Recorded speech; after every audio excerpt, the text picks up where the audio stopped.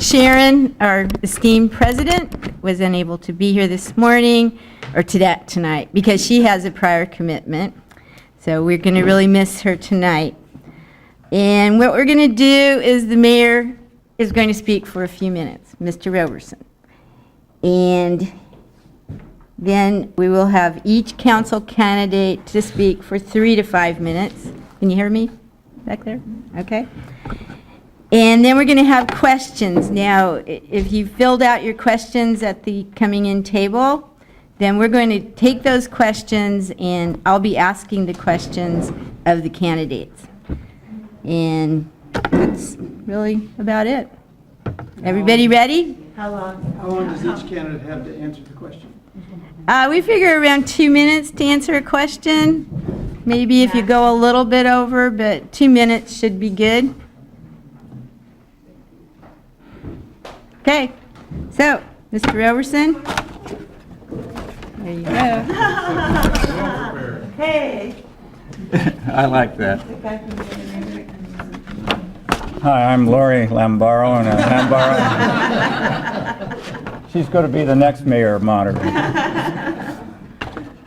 It's really so much fun for me to be here because it brings back memories. My teaching career started here almost 50 years ago. And I know they've heard this line before. That's when everybody is supposed to say, well, you don't look that old. But nobody ever does. So it doesn't count if you say it now. But I started here at Hilltop. Hilltop closed in 1976. Then the student body and all of the teachers, the staff, we all moved down to Bayview, which was, I'm very grateful for that. And I spent 27 years at Bayview School. So for a total of 35 years here teaching in Monterey. I see former Mayor Dan Albert back there and Joanne. I'll always give you guys a shout out. And so I don't want to sit here and talk all night. Actually I do, but no, I don't really. But now that I've kind of talked about the past a little bit, let me share some now and then. And I think you're all going to remember this because those of us who've been around a little bit can remember these things. When I was first elected mayor back in 1983, we had one neighborhood association. The New Monterey Neighborhood Association started mid-1980s. Bob, you were here. Some of you were here and started that. Sharon was a key member. Teresa Canepa, familiar names. Lori Hambaro, you were here when we started that, right? Yeah, okay. Now we have 14. And 30 years ago, there was no neighborhood improvement program. Now we have spent $64 million in over 31 years for the neighborhoods. No sports. Sorry? How much for this neighborhood? A lot. Thanks to Sharon Dwight. Okay, good. But we'll want to make sure. Well, when the city purchased this school, that was, well, I wish Sharon was here. She has a great history. So the city was able to purchase this school before it went into a large development. No sports center. Remember what was at the sports center? Beatty Ford? Yep. And Bayview School and Larkin were really vibrant elementary schools. And then, as we know, Bayview School closed. Now Trinity School's there. And very welcome, by the way. They are so appreciative of being in New Monterey and how welcome this neighborhood has made them. They are absolutely ecstatic. And that is a beautiful campus that they've developed now. Larkin School, open, closed, open, closed, open again. New home to the Bayview Secondary School. And so DLI, do you remember when we were able to drive right through the Defense Language Institute? 9/11, and everything closed down, Naval Postgraduate School. We were able to, but they're still here, and I'm very grateful for that. Monterey Institute was struggling, now it's Middlebury. There was no marine sanctuary. Sometimes there's cheers for this one. There was no water management district. And we obviously had a bay, but we did not have the window to the bay. It was my honor, actually, to dedicate the first building that we took down back in 1983, 1984. It was also my privilege to cut the ribbon for the aquarium in 1984, and I had absolutely nothing to do with its approvals. Dan was there. Dan should have had you cut that ribbon. But it was just an honor to think there was no aquarium first time around. Probably the biggest difference was technology. No internet, no cell phones, right? No digital, no email, no Instagram. Where's the kids? Twitter, yada, yada, yada, yada. That has been a huge difference in everybody's life. I told this to some 8th graders up at Colton, and I was talking about technology now and then. And somehow or another I mentioned, I don't know why, maybe I needed one, but I said there was no Starbucks. And nothing really shocked them about the cameras and the cell phones. No Starbucks. So this very bright young lady raises her hand and said, yes. And she said, where did you get your cappuccinos? Said, well, Italy, I guess. And Trader Joe's was the old Safeway. It goes on and on and on. But some things are the same. 3 things, well, many. One is, it's still important to listen to the residents. Secondly, preserving our neighborhoods. That's how I got started in this a long time ago. That's super important. And saving our quality of life, not just in Monterey, but now in California, in the United States, and as a planet. We've got a lot of work to do. But listening, preserving our neighborhoods, and saving our quality of life, those are no different than they were 35 years ago. And that's what I want to continue to do with you. People said, why did you come back after all that time? I was on and off the council a long time, but it's a real easy answer. Just like my friends here, you're going to hear from right now, I love Monterey.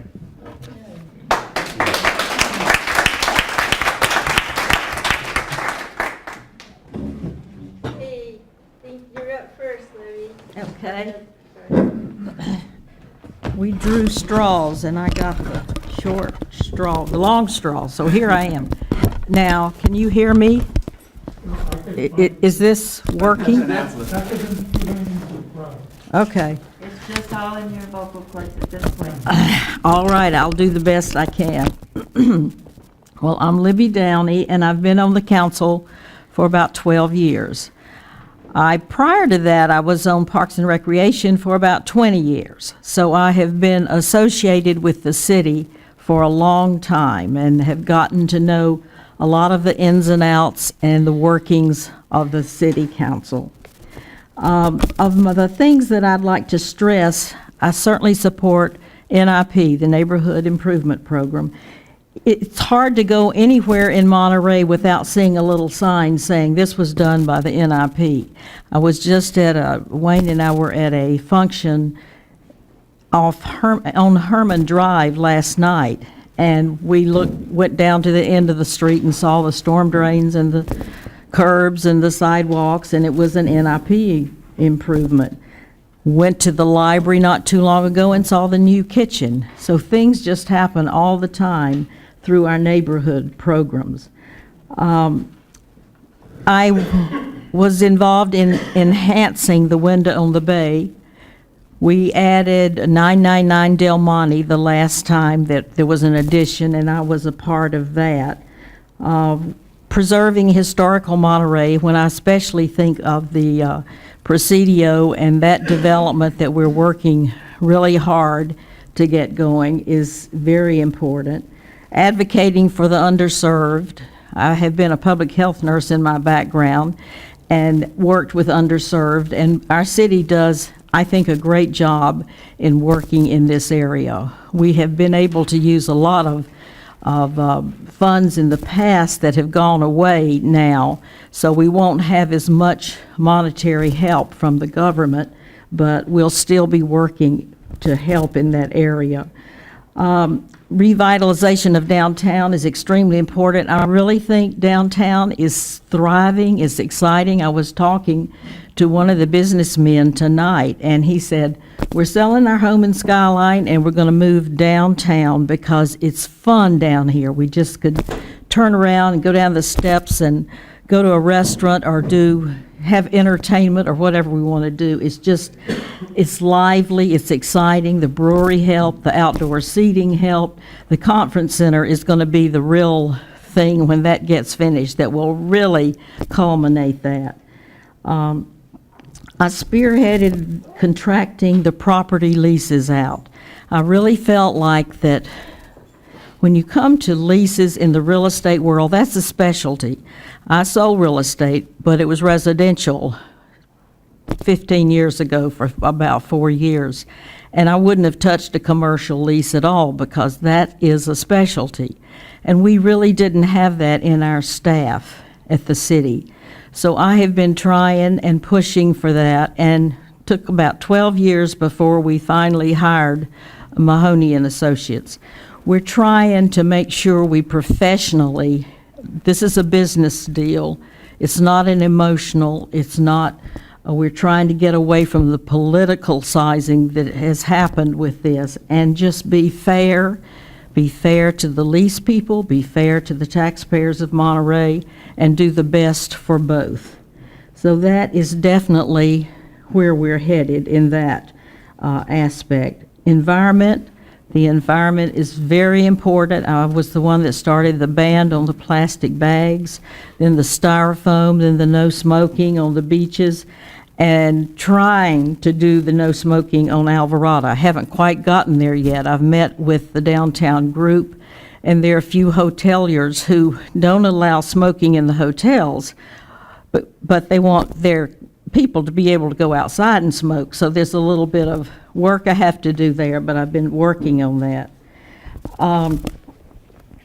As far as the history of Monterey, that lower Presidio, 30 seconds, has it been that long already? Okay, I'll have to really hustle then.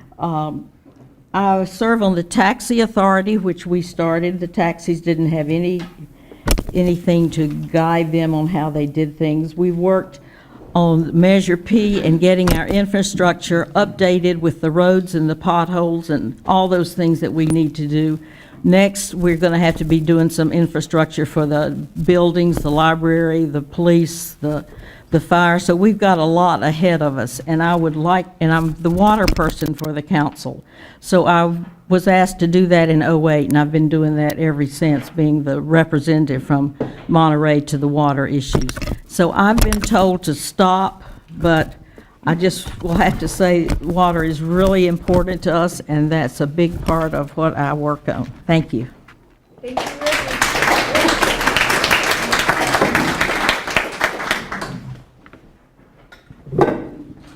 Good evening, folks.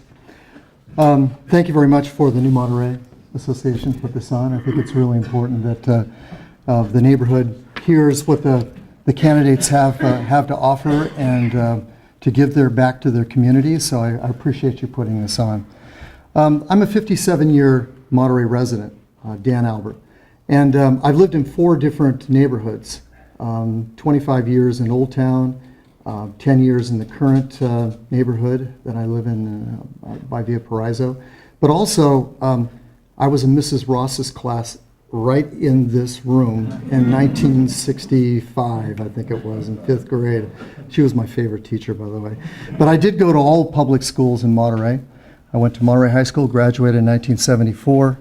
I went to MPC, which is probably one of the highlights of my education, even though I went to San Jose State and received my bachelor's and my master's in education. But MPC was the one that really got me started in college, because out of high school, I worked for a year or two, and then I decided to go back to college, and MPC gave me that opportunity. So I have a lot to thank for MPC. But I'm a unique candidate because I've worked for the school district for 32 years, but not just as an administrator. A lot of people don't remember this, but I was a teacher for 14 years at Walter Colton Middle School and Monterey High School, where after my teaching experience ended, some of the teachers, we had a problem at Monterey High School. We had a principal leave, and the teachers asked me if I would apply for the principal's position, which I did. And I became the principal for roughly about 7 years. One of the best times of my life, working with students and the staff and after-school sports. It was a lot of fun. Then the superintendent asked me if I'd go down and help at the district level with facilities. And I went to the district level as an assistant superintendent in charge of all the facilities in the district. Leasing our open properties, maintenance and operations. And I enjoyed that because I was an industrial art major for many years, so I had some construction background.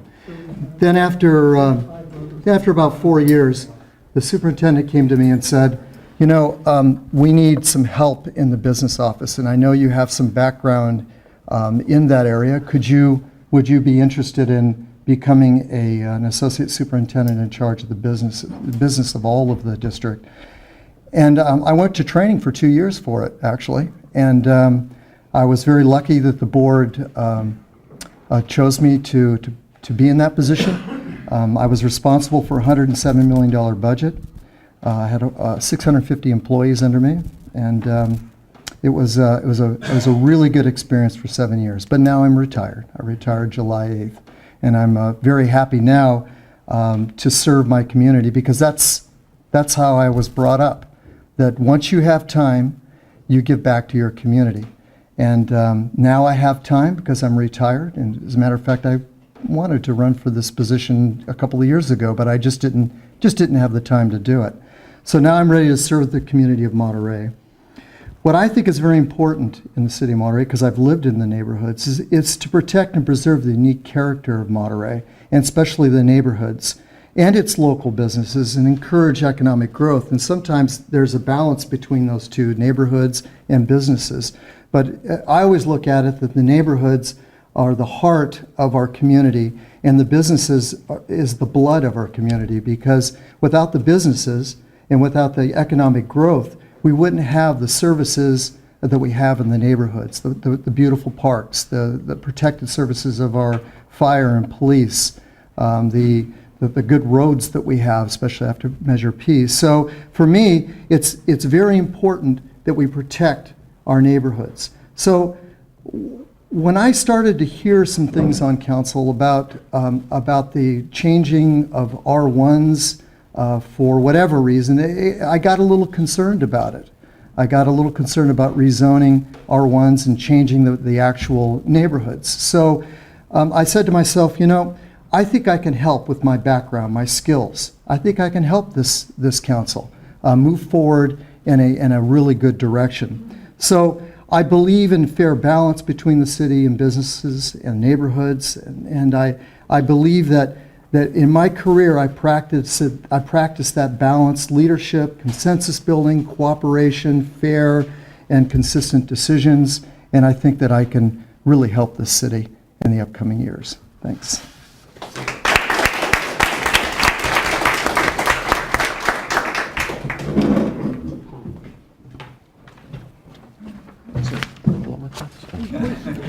Kevin pointed out that we've had 3 Clyde Robersons, and one of them was female, so we'll just put that down. Okay. Hi, my name is Dr. Alan Hoffa, and I'm a professor at Monterey Peninsula College. Dan talked about service, and I share that inspiration. I was raised to be of service to my community, and have always done it wherever I've lived. We moved here in 2003 when I was offered a job at MPC, and my wife took on a position at Embari. A year later, in 2004, there were problems on the school board for Monterey Peninsula Unified School District. We chose to come here. We chose to live in Monterey. We chose it partly because of the diversity of the schools and the quality of the schools, but the school board was an obstacle at that point. And I stood up, they picked me, and I think that I did some positive things in terms of providing a new direction to the school board. That was from 2004 to 2007. I served 1 year as board president. I think that those skills that I demonstrated there in terms of consensus building and bringing together folks who really had very divergent views of what the school district needed. I think those same qualities I've been able to bring to City Council. So we've lived here since 2003. I think that's 13 years, if my math is right. I've held an elected position for 7 of those years. So public service is part of who I am. In terms of what has happened on City Council, things that I'm proud of and why I'm running. I'm running because I believe this council is making a lot of progress. I think that we're doing a lot of very fine things, and I'd like to continue to be a part of moving Monterey forward. Moving Monterey forward on infrastructure, okay, our streets, our sewers. Those are things that have for many, many years not been paid attention to in the way that they should have. And I think that this council has made that a priority. I personally have asked our city manager to look into ways to fund our infrastructure, in particular our streets, so that we can continue to maintain them. And by the way, thank you for supporting Measure P. Thank you for joining with us to make our city infrastructure even better. I'm also very pleased that we've been able to expand public safety. When I came on in 2012, mostly because of the recession, but for other reasons as well, our police department was severely understaffed. We've grown that by 5 positions. We still have more to do. We've also expanded our fire department. So one of the things that's happened is the City of Monterey took over fire services from the airport.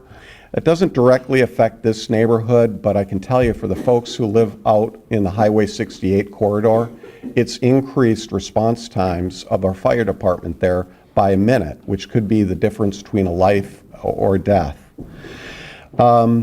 We've also supported a number of NIP projects, and for me, priorities are always, in terms of NIP, things that are going to benefit kids, things that are going to benefit our parks, and safety. So I think we're doing a lot of good things right, and I would like to be able to continue to do so, to move us forward. I have some endorsements I'm very proud of. Our State Senator Bill Monning has endorsed me. Our Assemblyman Mark Stone has endorsed me. My fellow council member Libby Downey's endorsed me, and I've endorsed her. And that's because we are doing positive work for the city. We're listening to our constituents, and we're working together.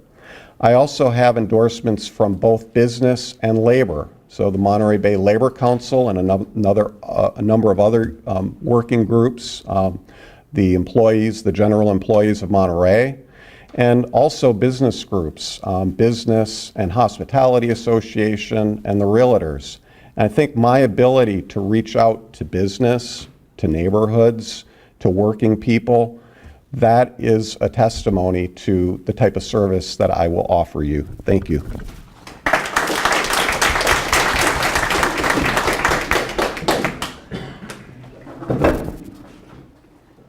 Okay.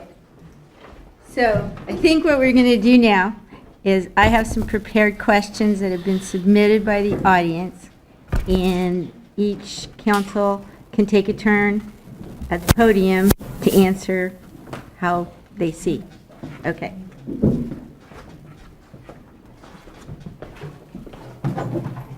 Okay, so I was at the last council meeting, and Airbnb has been a big topic in the neighborhood. And the secondary junior units has been a big topic in the neighborhood. So I would like to invite you to maybe give a recap of what happened at the meeting where, in my opinion, all those issues were put to rest. What order do you want us to go in? Do you want us to alternate from what we did last time, or? You can stay in the same order that you were.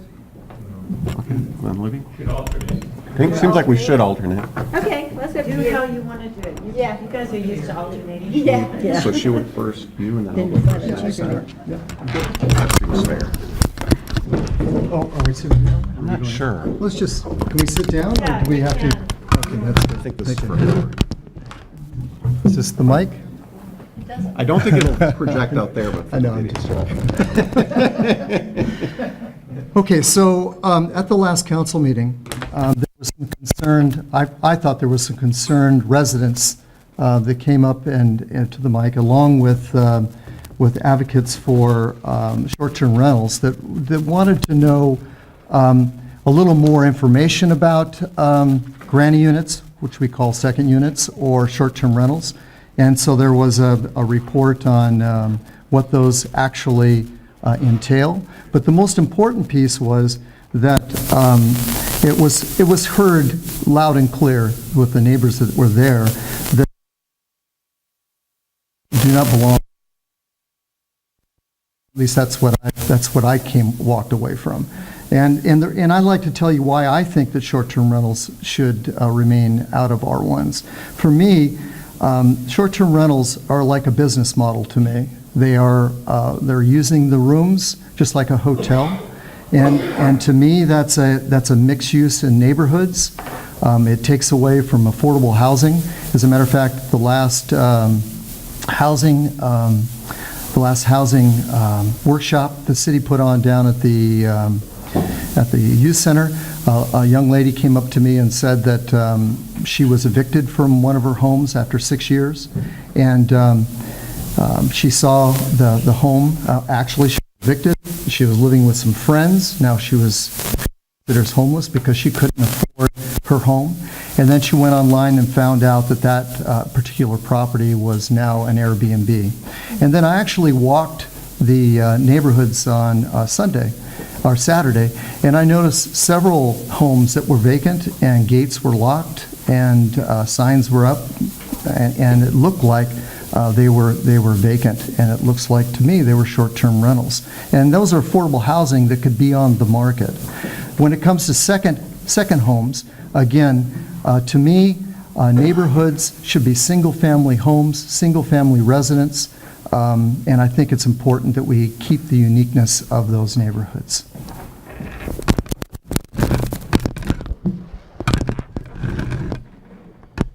So I think actually what happened at that council meeting is a good example of how this council works together and how we do listen to the community. So there are legitimate and very real concerns about affordable housing in Monterey. You know, if you have children or grandchildren who would like to live here, I don't know about you, but I would like them to be able to live here before I pass away. And have, you know, I mean, I'd like to be able to have them be part of this community.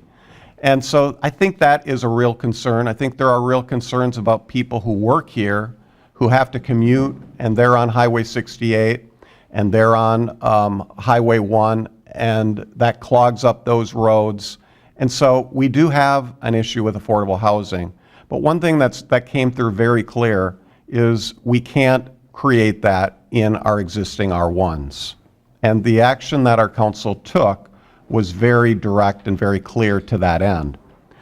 But one of the things we did do, we took a number of actions, a motion made by our very good mayor, that I think will help us both protect the quality of our neighborhoods and, at least in part, begin to address affordability.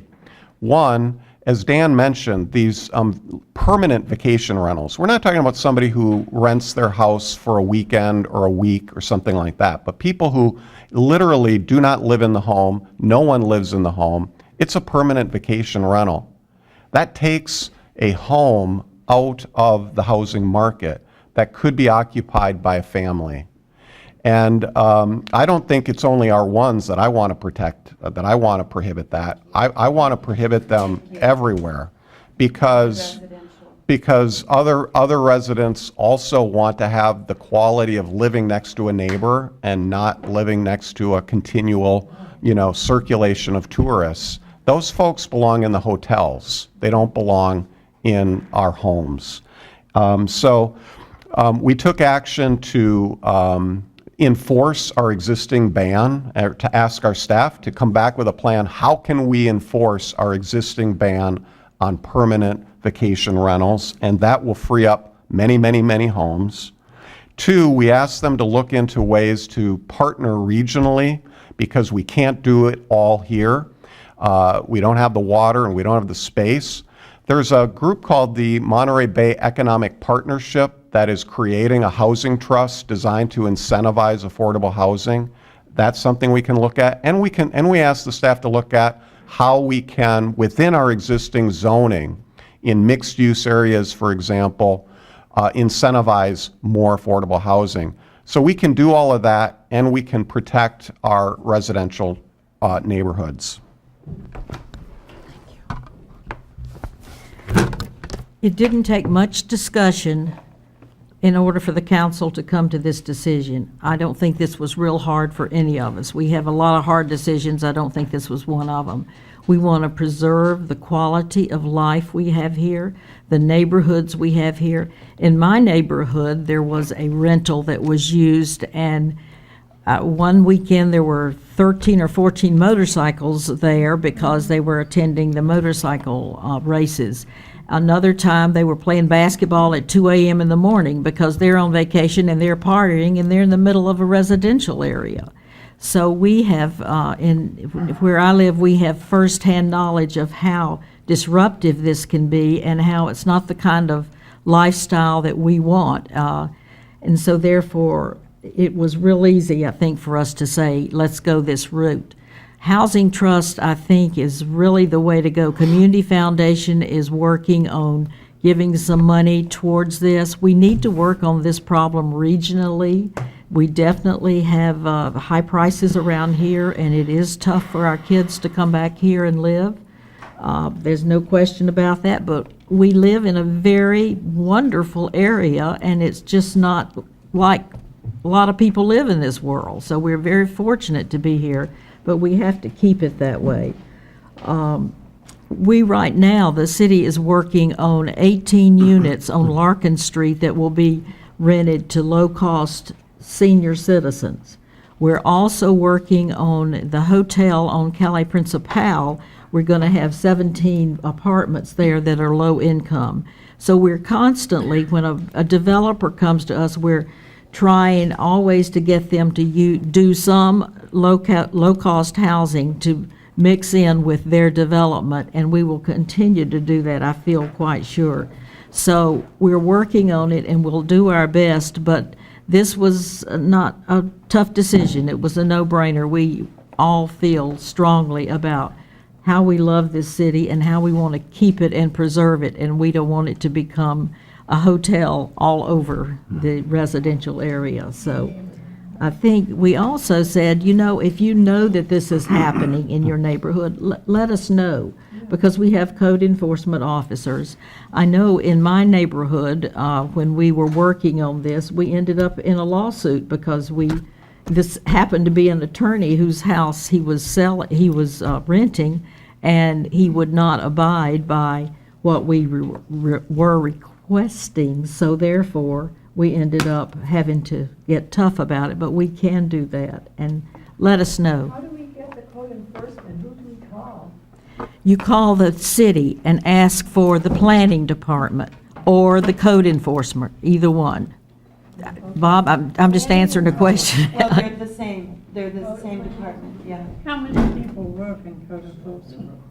I think issues with that. We've lost people that were doing code, and so it's hard to keep them, but we do have, I think, 2 now. And they're for the whole city. We need They're one spread person them. in Monterey. Yeah. Okay, so recently, a lighthouse area plan was passed, and the one really important thing for New Monterey, as everybody knows, is the traffic on Lighthouse Avenue.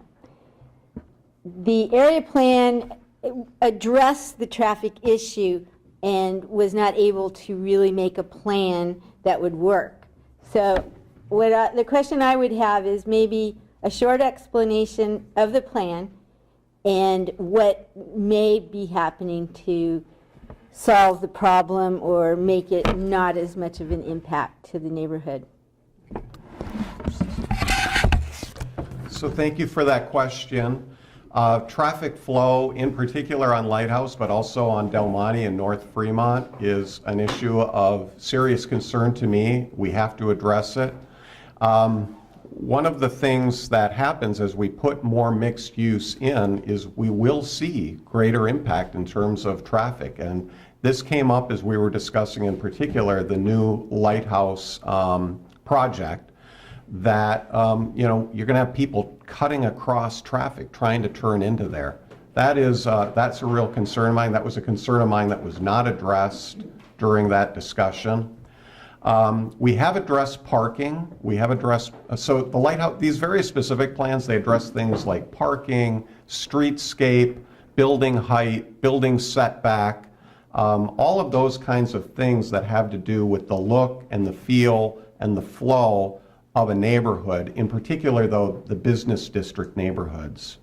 Part of the intent is to make sure that we have a thriving business environment there, and I think we all want that. We want to have businesses where we can go to, and it's a fun place to be, and good things to eat, and fun things to do.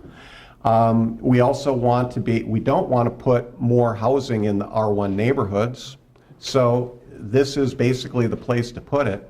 But it does create problems. It creates problems with height and affecting people's views.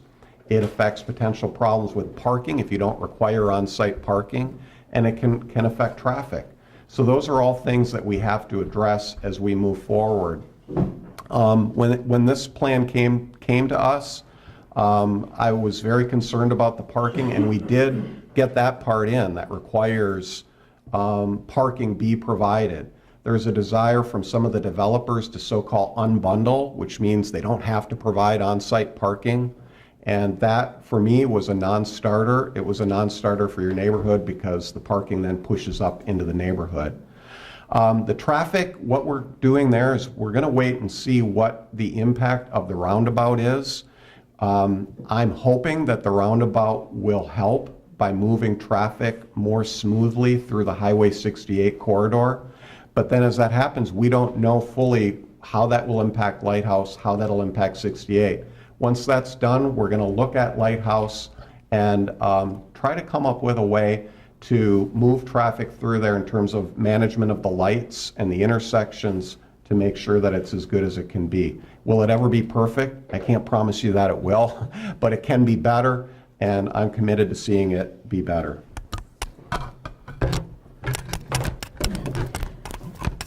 The parking was a concern to me also, and I helped on the specific plan for Lighthouse. I was on the subcommittee for that. And a lot of the concern was if you can pay in lieu of having parking spaces when you develop something, then you're off the hook. But that doesn't quite seem fair to me because, as Alan just mentioned, if there's no room for you to park, then you're going to park in the residential areas, and then the residential people don't have parking for their own benefit and their own use. So I think that we can't ignore that parking issue. It's got to be decided. The safety on Lighthouse is very poor right now because if you open your car door and those lanes are small and there's not a good place to get out of your car and not be hit. So we have looked in the past at 2 lanes one way and 1 lane another way, and we have, the planning department spent a lot of time coming up with some plans, and that was what was accepted by the council several years ago. Now we will relook at that, I'm sure, to make sure that's what we want to do. But we want Lighthouse to be somewhat of a destination for businesses and not just a thoroughfare to get from one place to the other. So we have to look at it that way. Another thing that's on the hopper for us to talk about and to think about is first residential on first levels. And that seems to me, it's hard to say what you would do because once you get into a council meeting and you hear what the staff has to say and you hear what the people have to say, you often change your mind. But my thinking right now is that residential on the first floor would not help the business area, and that really is a nice business area for us to protect and be careful about. So I don't think I would favor that residential. I think that was used because of being flexible, and I think flexibility is important in any plan you use, but that does bother me a little bit. So the Del Monte, Washington, where you cross the street there seems to be a huge issue and one of the biggest issues in town because it takes longer to get across at such a long way, and you've got so many different lines of traffic there that you really have to be concerned about that, and I think that's something we have to wrestle with because we're talking about getting near the tunnel then and a lot of problems there, and I see that I'm to stop. Thank you.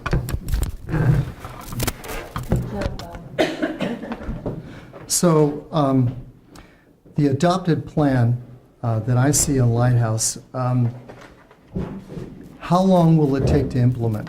I'm not quite sure what the time frame is, whether it's 5 years, 2 years, 3 years, 10 years. And so I think that we should, because Lighthouse is a very unique business district, I think we should look at a time frame for what the plan is implementing. I think that's very important so that our neighbors and our city have an idea of what it's going to look like at the beginning and what's it going to look like at the end, and where we can get, or how fast we can get to that point. Because to me, what I think is important about Lighthouse is that it should encourage neighborhood-serving businesses. What I mean by that is that whatever we put, or whatever businesses we encourage on Lighthouse, it should be neighborhood-oriented so that the neighbors are coming down into that area and using those businesses so that they don't have to use the services somewhere else by getting in their car. Now, I understand it's very steep. I get that. And it takes a lot of time getting up those hills because I walk them on Saturday. But I still think it's a much better design to make sure that our neighbors enjoy the businesses down on Lighthouse. So what I was impressed with when I heard about the specific plan was the cooperation in the design with the neighborhood associations and the business associations and coming to a cooperative agreement about the height and the setback of the second stories. I was impressed with that because I wasn't, to be honest with you, wasn't involved in that. But I thought that that's something that we definitely, it's right in what I agree with, that whenever you make some really tough decisions in the city, that you get input from everyone and you make sure that all those decisions that come together and that it's what's good for the city of Monterey. So I was very happy to see that. We do need pedestrian-oriented shopping down on Lighthouse. And I think maybe by giving incentives to businesses to be in that community, that part of the community would help, either whether it's tax breaks when it comes to a business license or helping businesses get started with permits or whatever it takes to get businesses down there. It's been brought up that it's a very unsafe traveling corridor, which I agree. And we have to remember that that is a main transportation artery in and out of Monterey. And that has been a problem for as long as I've been around here. And it all clogs up on Washington and Del Monte.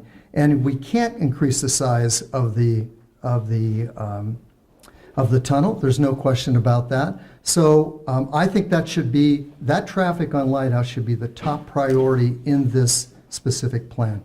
So we have some questions about parking in the neighborhood, or in New Monterey, because the Cannery Row employees, the visitors to Cannery Row and the aquarium volunteers, in many instances, will park above Lighthouse where there's no time limits on the parking, and of course the parking is free.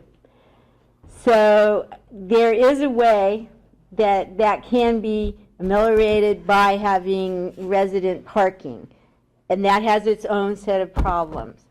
So I'm wondering if you could respond to what could possibly be a solution, because the parking is already so congested because of the number of rental units that it's just been very difficult. One of the things in the Lighthouse specific plan that we talked about with parking is using the parking garage, the Cannery Road parking garage. And that works if you're really close to it, but if you're living in a condo and you're not really close to it, it becomes much less of a good possible solution. So I think it is a problem, and people do want to walk 2 blocks so they don't have to pay for parking, when we should encourage more of them to go to the Cannery Row parking garage, because that's what it's for, and it's close to Cannery Row, and it really helps cut down the traffic. One of the things that I've instigated from the city is we used to have the wave just in the summertime, and I've been serving on Monterey Salinas Transit Board and requested that we increase that to weekends, and now we're hoping to do more and more and more of the wave to cut down on the traffic from the tourist. So with that, it would help somewhat with the traffic. But the resident parking is certainly available for residents, and they can have permits. You have to agree, the whole area has to be checked on to see if you agree with that, but that does help the residents. But it doesn't solve the entire problem, especially if you're all the way up on Lighthouse, because you want to stay as long as you want to in the aquarium. So that is definitely a challenge that we have to work on.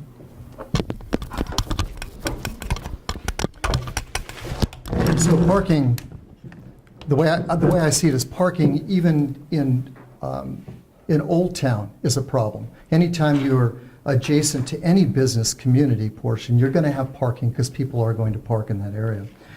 You know, one thing that you can help with employees is you can give an employee an incentive to park in the Cannery Row parking garages by maybe giving them a cut rate on parking, or even actually allowing them to park free. I mean, that way they're not parking in our neighborhoods. But you know, the other thing is, it takes a partnership, and I think that's the most important thing. When we negotiated Trinity Christian High School to take over the old Bayview site, my first thought about it was, what about the neighbors in the parking? Because these are high school students that drive. They do. And so I was very concerned when we negotiated where they were going to park.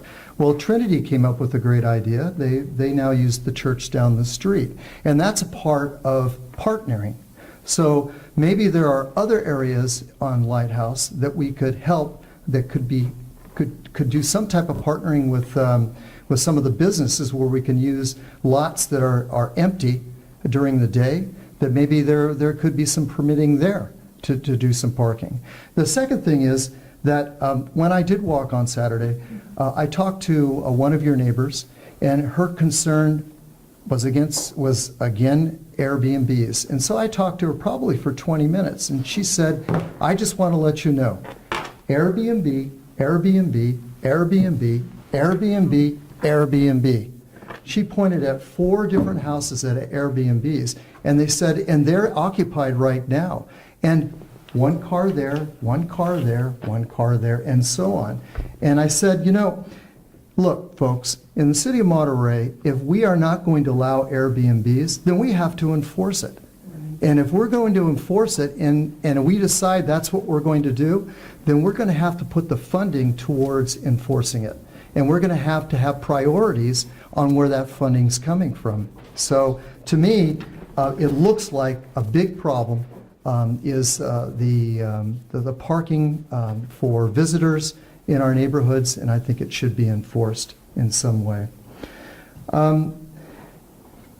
Parking permits, that's a difficult one, because I've seen parking permits work in some areas of the town, and others it causes more of a hassle with people that want to come in and visit neighborhoods or neighborhood families, because they don't have a parking permit. That makes it more difficult for them to visit. So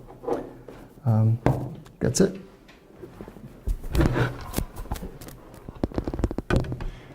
A business should provide parking for its employees.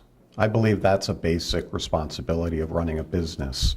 I do think we could partner, the city could partner with the businesses on Cannery Row, and we have a parking capacity in the parking garage. It's very infrequent that the parking garage on Cannery Row is full. So I think there's the possibility of partnering. Maybe we could provide a discounted price for employers who are willing to work with us. I don't think we should give those parking spots away for free, but I think providing a discount would make sense, and I think that would go a long ways towards solving the problem of parking in Lower Lighthouse. Beyond that, as far as parking programs go, if your neighborhood wants it, I'm going to support it. If your neighborhood doesn't want it, that's fine. That's really a decision of the neighborhood, and as both Dan and Libby have said, in some neighborhoods it works. It works very well in Casanova Oak Knolls, where you have a lot of single-family homes and then a few apartments, but it probably might not work so well when you have a lot of R3. So for that, I think the key thing is finding an alternative for workers who are currently parking there.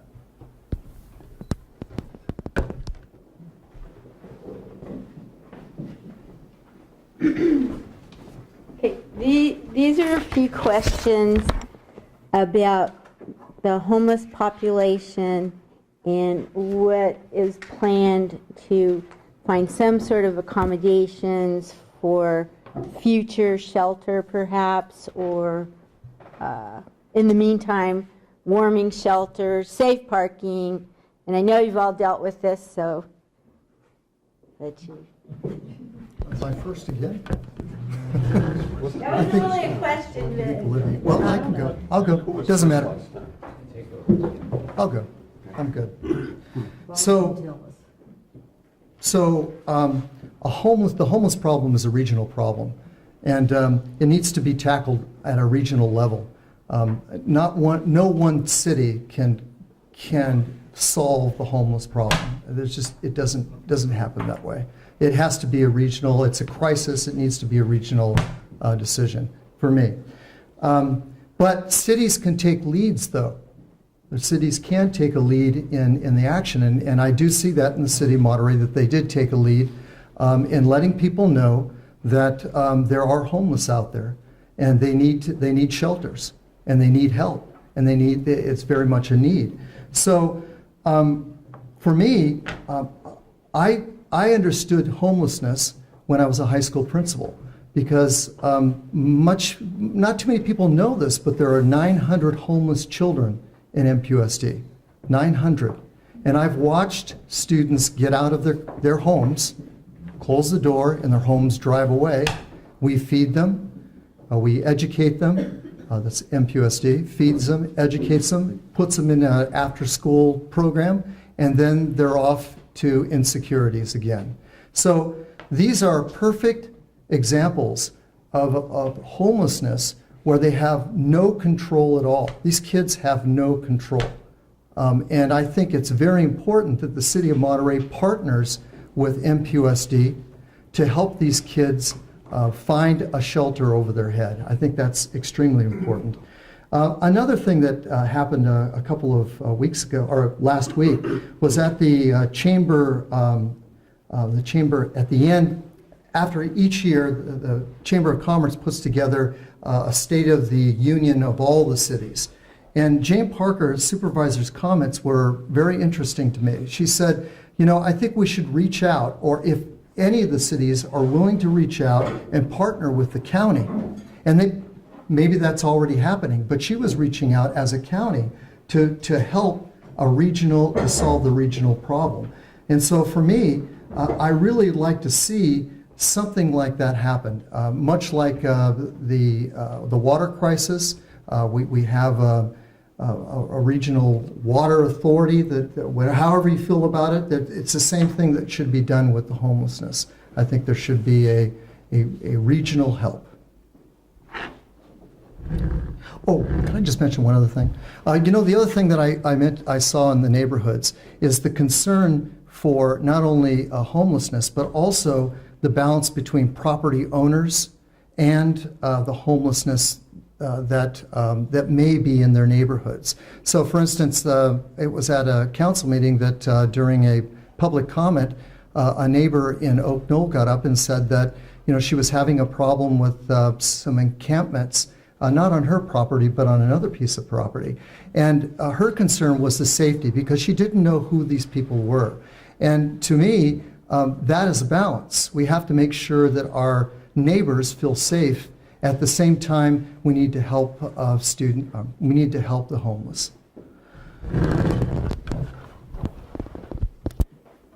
Well, I think it's safe to say that 4 years ago, we didn't really understand this issue. We didn't understand that 80% of the homeless population in Monterey County lived in homes in Monterey County before they became homeless.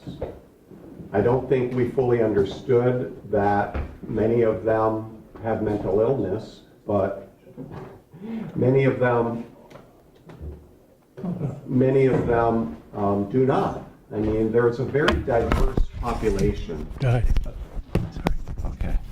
And it can be very distracting. I'm sorry. So we do have a diverse population. We need a diverse solution. And I think the city, once we understood that, we've been addressing it.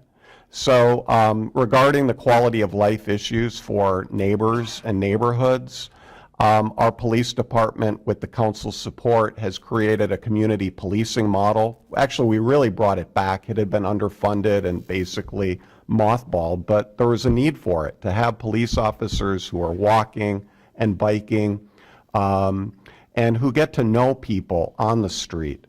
So just because you don't know someone doesn't mean they're dangerous, but it's good for our police officers to know people on the streets. So that's one thing that we've done to deal with that. And we've also supported a neighborhood policing model. So there's a police officer who's assigned to this neighborhood who, if you ask him or her to come to your meetings, they will come. The other aspect of it, though, is a very real human rights and human decency issue. Do we really want to live in a town where a town and a country that is so well off, and yet there are people who are living on the streets? 50, 60, 70-year-old, 80-year-old women who are living on the streets or living in their cars. That's not a decent, civil way to live. We have done a number of things in terms of partnering with Pacific Grove, Carmel, other cities to try and come up with sort of emergency measures, but we really need a housing first model. To do that, we will need to partner with the state and the county. Hopefully now, with new leadership on the county board, we'll be able to get some traction there. There's also potentially money, Prop 63 money, that is available from the state. That was money that was set aside for mental illness, and the state legislature is looking at making that available to provide housing. So I would support partnering with the state, partnering with the county, partnering with our other cities. We can't do it alone. We've been doing a lot. But we really need a housing first plan, and that's what I would support.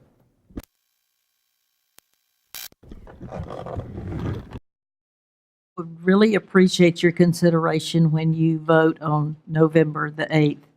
I've been there a while, and I feel like I have a good feel for the city. I love this city. I've lived here over 50 years. And I want to stay around to try to keep the water situation going, because I'm right in the middle of being in the pollution agency, which is the committee, and I chair the committee that is responsible for groundwater replenishment, which is a wonderful program. I think it's the reason we got the cease and desist order extended another year, because it showed we were doing something. And that program, we have a pilot program, and you can go out to Marina. Let me know if you want to go visit it. It's a great way to look at exactly how we're going to deal with this water, that when we finish with it, it's better, safer than bottled water. So I'm really interested in hanging in there and working on that, because I'm the one that's worked on that from the city. I'm also concerned about the leases, and I want it to be very clear that we want to work with the people who are on the wharf and give them every benefit we can of the doubt. But it has come time that, because our charter says we need to use market rates when we are working with private people, I don't think we can ignore that. We take an oath to uphold the Constitution when we become a member of the council, and the charter is our little constitution for the city, and I think we need to follow that guideline and be fair in the same stance as we're working with that. We love our wharf. We want it to stay the way it is in ambiance, and we hope the people that are living there and working there will work with us. So I would appreciate your consideration. Thank you. So, thank you, Alan.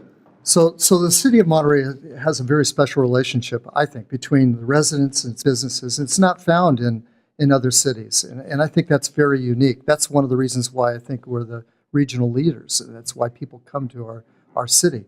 So as a council member, I would definitely make it a priority to focus on the safeguarding the quality of life in Monterey. Because that's why I live here, and that's why I would love my family to come back here, my son who lives in San Francisco, to be able to come here and enjoy the same lifestyle that I lived and my whole family lived. Also, though, we have to support economic growth in Monterey because, as I mentioned, that's the blood of our city, and that gives us the services that you neighbors, us, and everybody need in our city. But for me, like I said, I practice a balanced, common sense decision making, and I look at everything, and I look at one side, I look at the other, and then as a high school principal, I did this. I make the decision which I think is best for the city of Monterey. I did that with Monterey High School, and sometimes people are not happy with that decision. But to be honest with you, if I think it's right for the city of Monterey, and I think the residents feel it's right for the city of Monterey, then that's the decision I'll make. I feel it's very important to build cooperative relationships between all of our stakeholders, whether it's the neighborhoods, the businesses, education, military, and our city partners. Because as a team, that's what makes our city great. As a team, all together, moving in the right direction. So, again, I believe we need to strengthen Monterey's position as a regional leader, and the city benefits from different ideas, and I offer a new voice, and I think that I offer a fresh perspective to the city council, and I look forward to working with the cities and the neighborhoods and the businesses. So before I close, I'd like to follow up on a couple things regarding the wharf, just to clarify. First of all, I think that there's a reason, when you look at that the fish market, I don't think, and this was reported in the news, I don't think $405 a month rent is appropriate. I just don't think that's appropriate. We're talking about people who can't afford to live here, who can't find apartments, that are paying 3 times that for an apartment in the middle of nowhere. So to me, that just doesn't feel right. As far as, whether people go to Old Fisherman's Wharf to see that fish market, I don't think they do. I think they go there to eat at Mr. Shake's restaurant, by and large, because he serves the best seafood around. That's why they go there. And if there are other good restaurants, they'll go there for those restaurants too. And I'm sure there are others that are people's favorites. But I think that is not the best and highest use. If people want to buy fish, they go to Wharf 2 to buy fresh fish. So, and second of all, what is a fair rate? I haven't heard from any of the businesses what they think is a fair rate. But I'll tell you what other businesses pay. Other businesses are going to be paying minimum 6% gross. Businesses on the wharf are paying 3 to 3.5% gross. The other way you look at it is your minimum rent. Businesses elsewhere in the city are paying $1.25 to $3 a square foot minimum rent. The Wharf Marketplace in the old train depot, they're paying, I can't remember if it's $2.25 or $2.50. It's over $2 a minimum. So this is not unreasonable what we are asking. So I just want to clarify that. As far as I would be honored to have you reelect me. It's been an honor to serve the past 4 years. I believe I've made a contribution. I listen to people, I listen to the public, and I listen to my council members, and I try to help the council find a common ground. Sometimes I succeed, sometimes I don't succeed, but I always try. I always act in what I think is your best interest, the public's best interest, and I'll continue to do so if you trust me with another 4 years.